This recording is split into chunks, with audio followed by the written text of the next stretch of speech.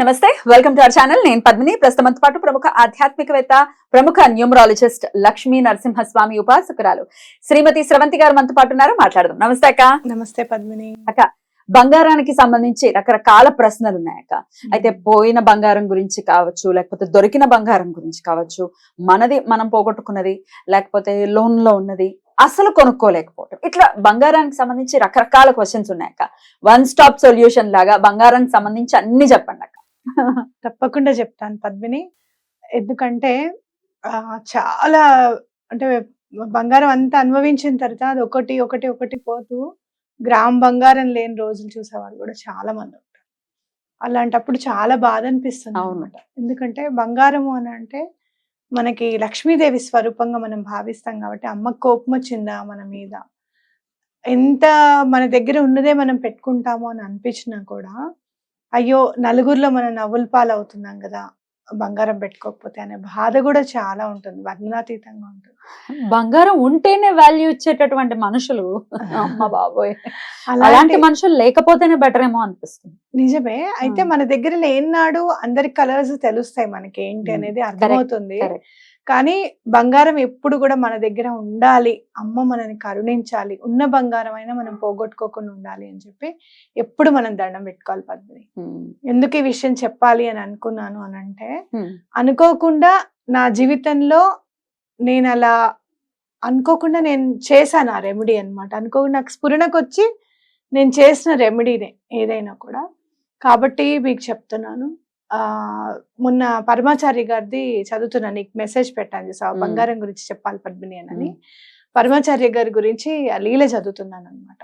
అయితే పరమాచార్య గారికి ఏంటి సువర్ణంతో అభిషేకం చేయించాలి ఆయనకి అని చెప్పి తీర్మానించుకుంటారనమాట. తీర్మానించుకున్నప్పుడు ఆ విషయం అందరికీ కూడా చెప్తారనమాట. భక్తులందరూ ఉంటారు కదా మఠంలో, అందరికీ చెప్తే ఒక ఆవిడకి ఆ విషయం తెలిసి తల్లిగారు వాళ్ళు పెట్టిన బంగారు గాజులు ఇచ్చేయాలని ఆవిడ అనుకుంటారన్నమాట. దానికి భర్త కూడా ఎంతో సంతోషిస్తారు, స్వామివారికి మఠానికి పంపించాలి అని చెప్పి. కానీ ఆ టైం వరకు అలా అందుతుందో లేదో, వీళ్ళైతే ఉత్తరం రాసి పంపించేస్తారు మఠానికి, మేము వీళ్ళ ఇవ్వాలనుకుంటున్నాము అని. ఆ టైంకి అందుతుందో లేదో అని భయపడతారు. అయితే పోనీ నువ్వు ఇక్కడ అమ్మేసి డబ్బు పంపిస్తావా అంటే, లేదు లేదు, నా గాజులు ఏవైతే ఉన్నాయో అవే నేను ఇవ్వాలనుకున్నాను స్వామికి, కాబట్టి అదే బంగారమే వెళ్ళాలి మఠానికి అని ఆవిడ అనుకుంటారనమాట. ఎలా మరి అప్పుడు ట్రైన్ బుక్ చేసుకొని వెళ్ళడం ఇవన్నీ ఉంటాయి కదా, ఇంట్లో సెలవులు పిల్లలు అన్ని చూసుకోవాలి, ఎలా అని అనుకుంటుంటే మఠం నుంచే వస్తారనమాట. మీరు బంగారం ఇస్తా అన్నారు కదా, ఇస్తే మేము తీసుకెళ్తాము అని చెప్పి వస్తారు. ఆవిడ చాలా ఆశ్చర్యపోతుంది అనమాట.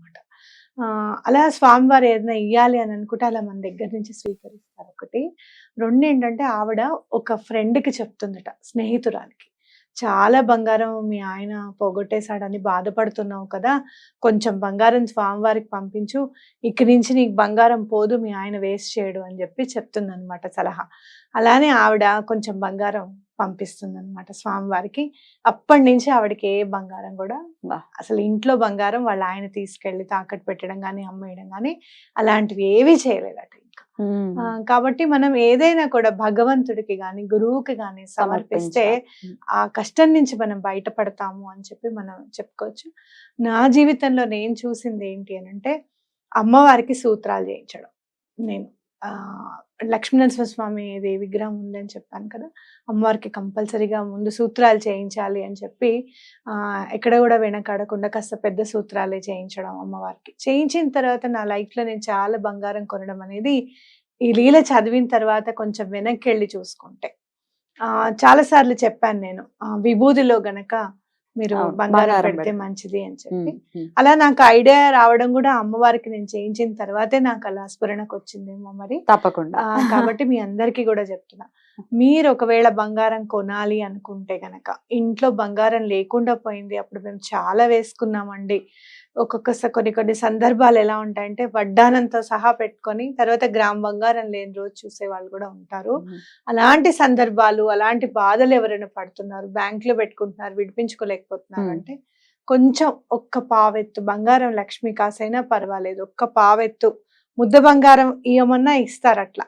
అది తీసుకొని వెళ్ళి హుండీలో సమర్పించండి. మ్మ్. లక్ష్మీ నరసింహ స్వామికి కానీ, దత్తాత్రేయ స్వామికి కానీ, లేకపోతే దుర్గా అమ్మవారికి కానీ. ఎంత అయిపోతుంది, ఎన్ని ఖర్చులు ఎన్నో చేసేస్తున్నాం మనం. ఖర్చులు చేస్తున్నాం మ్మ్. మనం. మ్మ్. అది చక్కగా ఓ 2000 వస్తుంది అక్క, 2500 ఆ, వస్తుంది.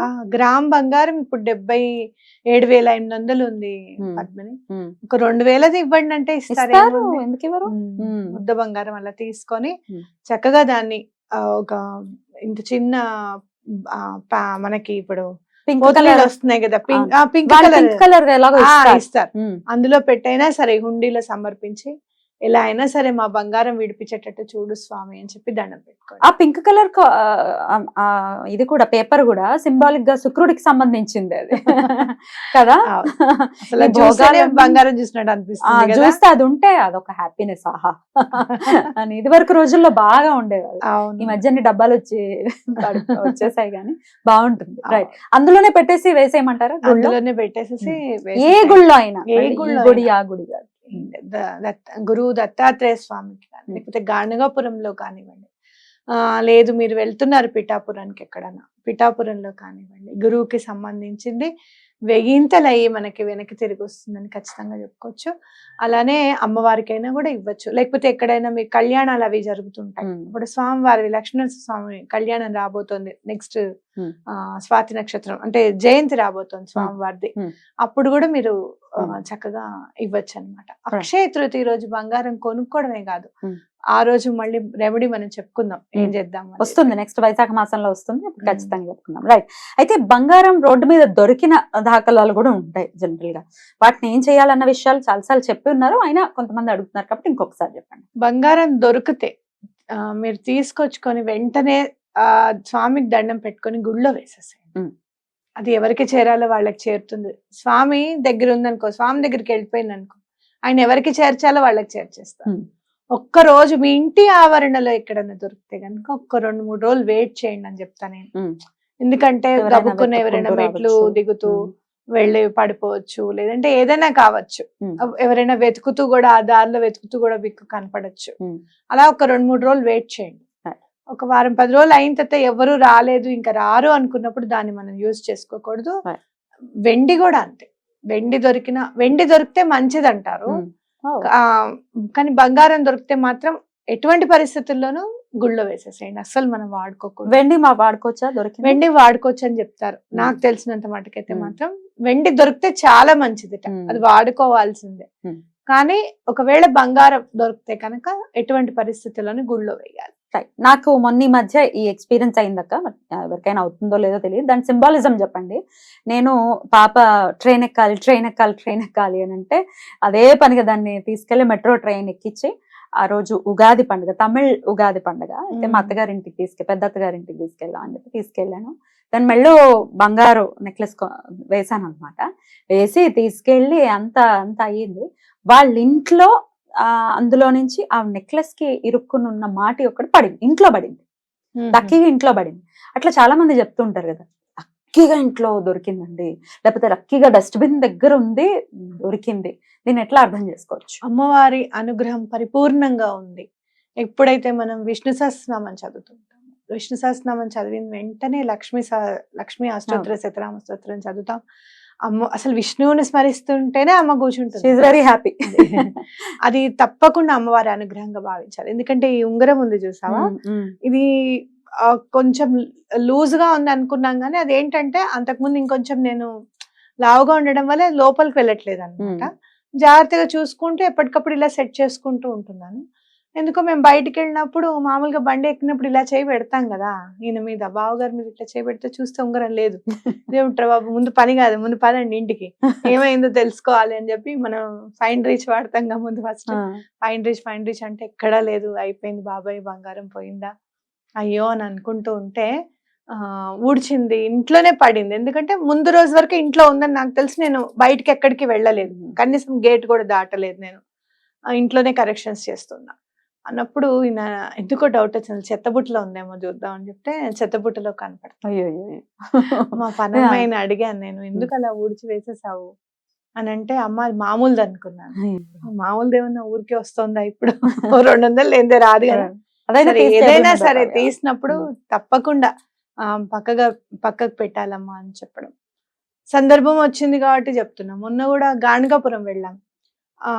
ఈ ఫంక్షన్స్ లో పిల్లలు, నేను అదే చెప్తా మా మైత్రికి కూడా, రెస్పాన్సిబిలిటీ అనేది ఖచ్చితంగా ఉండాలి మైత్రి అన్నది దానికి మొన్న అర్థమైంది. అసలు రెస్పాన్సిబిలిటీ అంటే ఏంటి అనేది స్వామి నేర్పించారేమో గాణగాపురంలో అని అనిపించింది నాకు.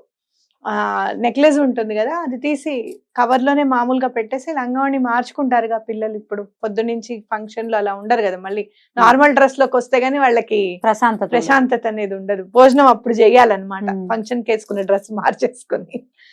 ఆ మార్చుకోవడంలో అది అలానే పెట్టేసుకుంది అనమాట. సరే, ఎక్కడా కూడా తీయాలన్న ధ్యాస కానీ తీద్దామన్న ఆలోచన కానీ లేదు అసలు. శుక్రవారం రోజు నాకు చెప్తే నేను మామూలుగా ఉందిలే, అది ఎక్కడికి పోదు, అంత ఇదిగా ఎందుకు పెట్టేస్తాం అన్నట్టుగా నేను మాట దాటేసుకున్నాను. కానీ అక్కడికి వెళ్ళిన తర్వాత నాకు అర్థమైంది ఖచ్చితంగా అది బ్యాగ్ లోనే ఉంది అని. చాలా సార్లు వెతికాం, మరి ఎవరు తీసి అదేంటి బీరువాలో పెట్టారో నాకైతే తెలియదు, కానీ అది బీరువాలో సేఫ్ గా. ఎవరికి గుర్తులేదా? ఎవరికి గుర్తులేదు, నేనైతే పెట్టలేదు. మైత్రి ఒక్కొక్కసారి పెట్టి మర్చిపోతూ ఉంటుంది. ఒక్కొక్కసారి గుర్తుండదు. ఒక్కొక్కసారి ఈయన కూడా అన్ని సర్దుతుంటారు. బావగారు మా ఇంట్లో అందరికంటే చాలా జాగ్రత్త పరులు. నిజంగా అమ్మవారు ఎటువంటి ఇది పోనివ్వకుండా ఉంటుంది అంటే ఈయనదే కారణం. ఎందుకంటే ఆయన ఖచ్చితంగా గాయత్రి చేస్తారు, ప్రతిరోజు గాయత్రి చేయాల్సిందే, పూజ చేసుకుంటారు, అర్ఘ్యం ఇస్తారు. చాలా జాగ్రత్త పరులు. నిజంగా చెప్పాలంటే మా నలుగురిలోనూ ఆయనకే జాగ్రత్త ఉందన్నమాట. మరి ఆయన తీసి జాగ్రత్త పెట్టారు నాకైతే తెలియదు. కానీ అసలు గాణగాపురం వెళ్ళి లేదు మనం బయలుదేరిపోదాం, అది ఎక్కడుందో తెలీదు పెద్దనగా అని అనుకుంటున్నప్పుడు చిన్నదానికి ఐడియా వచ్చి, బీరువా అసలు లాక్ చేసి ఉంటుంది కదా మామూలుగా, ఫ్రంట్ డోర్ లాక్ చేసి లేదు, లోపల సేఫ్ ఒకటి కీ ఉంది, అది తీస్తే అమ్మ అందులో ఉంది అక్కది చోకర్ అని చెప్పింది అనమాట. అట్లా అంటే అమ్మవారి అనుగ్రహం తప్పకుండా ఉంటుంది. అలా నీకు దొరికింది అని అంటే నువ్వు చదివే విష్ణు సహస్రనామ ఫలితమే అని నేను ఖచ్చితంగా నమ్ముతున్నాను. అలా ఎప్పుడన్నా ఊరూరికే, మంచి ప్రశ్న ఇది నిజంగా చెప్పాలంటే, ఊరూరికే బంగారం పోయిందండి అని చెప్తూ ఉంటారు. ఉత్తిగా పోతూ ఉంటుంది, ఎందుకు పోతుందో తెలీదు, ఇప్పుడు దాకా ఇక్కడే ఉంది, ఎట్లా మిస్ అయిందో మాకు తెలియదండి అని అంటూ ఉంటారు. అలాంటప్పుడు తప్పకుండా ఎటువంటి పరిస్థితుల్లోనూ అమ్మవారిది కనకదార స్తోత్రం ఒకటి చదువుకుని అమ్మవారిని ఎప్పుడు నిత్యం స్మరిస్తూ ఉంటే, ఇలా విష్ణు సహస్రనామం వినండి, లేకపోతే చదవండి, అమ్మవారిది చదువుకుంటే తప్పకుండా మీకు రిజల్ట్ తెలుస్తుంది. ఒకవేళ పోయిన బంగారం మనకు దక్కాలి అని అంటే ఏం చేయాలక్క? పోయిన బంగారం దక్కాలి అంటే ఫైండ్ రీచ్ ఒకటే సాధనం. లేదంటే కార్తవీర్యార్జునుడి మంత్రం, కృతజ్ఞ లభ్యత అని ఉంటుంది చూసావా, ఆయనను తలుచుకుంటే అవ్వని పని అంటూ ఉండదు అనమాట. ఏదైనా సరే పోయింది, ఏదైనా సరే దక్కుతుంది కార్తవీర్యార్జునుడి. డబ్బు, హోదా, పరువు, ప్రతిదీ నేనే దానికి సింబల్, ఎగ్జాంపుల్. ఎగ్జాంపుల్ నిజంగా చెప్పాలంటే సింబల్ కూడా దేవు. ఎందుకంటే నాది, నేను ఏదైతే నేను చూసానో అదంతా లేని రోజు కూడా నేను చూసాను. ఇల్లుంది లేదు, బంగారం ఉంది లేదు, పరువు ఉంది లేదు, ఇట్లాంటివన్నీ చాలా చూసాను నేను. కానీ నాకు వనదుర్గా సహిత కార్తవీర్యార్జునుడి స్తోత్రం ఒక ఆయన నాకు ఇవ్వడము, ఆయన చదువుతూ ఉన్నప్పుడు నాకు చాలా రిజల్ట్స్ కనపచ్చాయి. అంటే స్వామి ఇట్లా ఎదురుగుండా సాక్షాత్కరించారు నాకు. నా దగ్గర ఫోటో లేదంటే అప్పుడు ఇంత గూగుల్ అవి ఇవి అంత మనకి ప్రింట్ తీసుకుందాం అట్లాంటి అవి లేదు కదా. ఒక 15 years బిఫోర్ అనుకో, 10 years బిఫోర్ అట్లీస్ట్ ముద్ద చేసి పెట్టుకోమన్నారు అనమాట. పసుపు ముద్ద చేసి అదే కార్తవీర్యార్జున్ కొంచెం చదువుకో అని అంటే, అదే కార్తవీర్యార్జున స్వామిని చదువుకుంటే నాకు కళ్ళు, ఆయన మీసం అంతా ఆ పసుపు ముద్దలో కనపడింది. సో అట్లా మనకి కార్తవీర్యార్జున్ చదివితే చాలా మంచిది. పోయిన బంగారం అయితే మాత్రం ఆయననే తీసుకురావాలి. ఆ స్తోత్రం అయినా నేర్పిస్తారా ప్రేక్షకులకు కూడా? కార్తవీర్యార్జునుడి స్తోత్రము అని అంటే చాలా రకాలు ఉంటాయి, చాలా పెద్దగా ఉంటుంది పద్మిని. మళ్ళీ ప్రత్యేకంగా ఒకసారి మనం ఎపిసోడ్ ఆడియో చేసి పెడదాం కార్తవీర్యార్జునుడి స్తోత్రం. తప్పకుండా మంత్రం కూడా ఉంటుంది, అది చదివితే కూడా అసలు కార్తవీర్యార్జునుడి స్తోత్రం చదివితే ఎవరైతే బంగారం తీసారో మంటలు వచ్చేస్తాయి వాళ్ళకి. వాళ్ళు వచ్చి మేము తీసామండి, మేము అనుకోకుండా తీసామనో లేకపోతే పొరపాటు అయిందనో మీ చేతిలో పెట్టాల్సిందే, తప్పకుండా దొరుకుతుంది. బ్యాంక్ లో ఉన్న దానికి మనం చాలా సార్లు చెప్పాం, ఇది చాలా మందికి వర్కౌట్ అయింది. Bring gold clouds now. మీరు కొనుక్కోవాలన్నా, కొత్తది కొనుక్కోవాలన్నా, లేదు అంటే గనక బ్యాంక్ లో ఉన్న బంగారం విడిపించుకోవాలన్నా కూడా బ్రింగ్ గోల్డ్ క్లౌడ్స్ నౌ తప్పకుండా చదవండి. అలానే ఇంట్లో ఉన్న కొంచెం బంగారం విభూతిలో వేసి పెట్టండి, మీకు అంత మంచి జరుగుతుంది. అద్భుతం, అలా జరగాలి. బంగారం అనేది డెఫినెట్ గా ఆడవాళ్ళకైతే మరీను అదొక ఎమోషన్. ఆ ఎమోషన్ అది ఒక హ్యాపీ ఎమోషన్ కాబట్టి నాకేమనిపిస్తుందంటే తల్లిదండ్రులు ఎంతో, ఆడదానికి బంగారం కూడా అంతే. నాకు అనిపిస్తుంది. నాంతాడైనా ఉండాలని అనుకుంటారు కదా. నేను కొంటే నాకు ఐ ఫీల్ దట్ నా పేరెంట్స్ నా పక్కనే ఉన్నారు. నేను కొనుక్కుంటే మాత్రం వాళ్ళు చాలా హ్యాపీగా ఫీల్ అయ్యారు, వాళ్ళు నా దగ్గరే ఉన్నారు అని ఖచ్చితంగా అనిపిస్తుంది నాకు. రైట్. డెఫినెట్ గా మన వాళ్ళ కోరికలు కూడా తీరాలి, బంగారానికి సంబంధించి ఇబ్బందులు ఉంటే అవన్నీ తొలగిపోవాలని ఈ ప్రశ్న అడగడం జరిగింది అక్క. చాలా బ్యూటిఫుల్ గా ఎక్స్ప్లెయిన్ చేశారు. నిజంగా చెప్పాలంటే చూడు, శివుడు అదేంటి నాగుపాముల్ని ధరిస్తాడు, లేకపోతే విభూతిని చర్మాన్ని ధరిస్తాడు, ఆయన విభూతి పూసుకుంటాడు. కానీ ఎక్కడ అమ్మవారు మాత్రం సర్వాలంకరణ, అంటే సర్వ ఆభరణాలు వేసుకుని అమ్మవారు అలంకరించుకొని ఉంటారు అనమాట. అదేంటంటే సౌభాగ్యానికి గాని, లేదు అంటే గనక